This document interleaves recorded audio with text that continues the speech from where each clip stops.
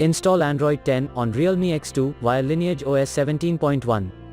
Please check the description for important notes and all the download links. First download ROM and GApps packages, then transfer the downloaded files to the phone storage, link is in the description below. Step 2. Boot your device into TWRP recovery.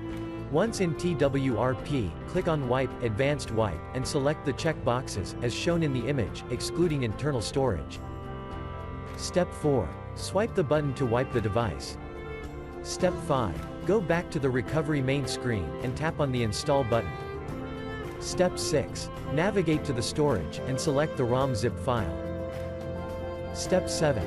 Finally, swipe the button on the screen, to install ROM file. Step 8. Flash the GApps zip package, in the same manner.